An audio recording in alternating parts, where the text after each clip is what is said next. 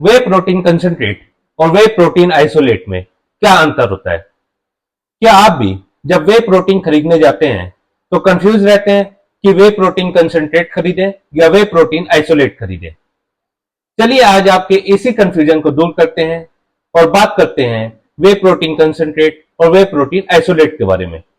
मैं आप लोगों को वे प्रोटीन आइसोलेट और वे प्रोटीन कंसंट्रेट के बीच में 7 ऐसे अंतर बताऊंगा जिसके बाद आपकी ये कंफ्यूजन दूर हो जाएगी और आप डिसाइड कर पाएंगे कि आपको वे प्रोटीन कंसंट्रेट लेना है या वे प्रोटीन आइसोलेट लेना है। बात करते हैं पहले नंबर पे प्रोसेसिंग के बारे में।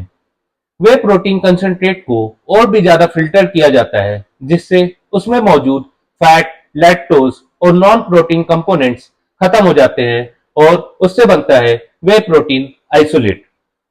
दूसरे नंबर पे आता है प्रोटीन कंटेंट। वे प्रोटीन आइसोलेट में वे प्रोटीन कंसंट्रेट के मुकाबले पर स्कूप ज्यादा प्रोटीन कंटेंट होता है। तीसरे नंबर पे आता है फैट और कार्बोहाइड्रेट।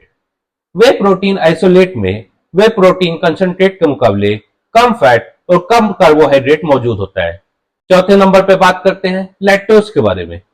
वे प्रोटीन आइसोलेट में वे प्रोटीन कंसंट्रेट के मुकाबले कम लैक्टोज होता है, इसलिए जो भी लैक्टोज इंटॉलरेंट होते हैं उनके लिए वे प्रोटीन आइसोलेट एक बेहतरीन विकल्प होता है। पांचवें नंबर पे बात करते हैं डाइजेस्टिबिलिटी के बारे में। Whey protein isolate whey protein concentrate के मुकाबले इजीली डाइजेस्ट होता है क्योंकि वे प्रोटीन आइसोलेट में कम परसेंटेज में फैट और कार्बोहाइड्रेट कंटेंट मौजूद होता है। छठे नंबर पे बात करते हैं दोनों के टेस्ट के बारे में।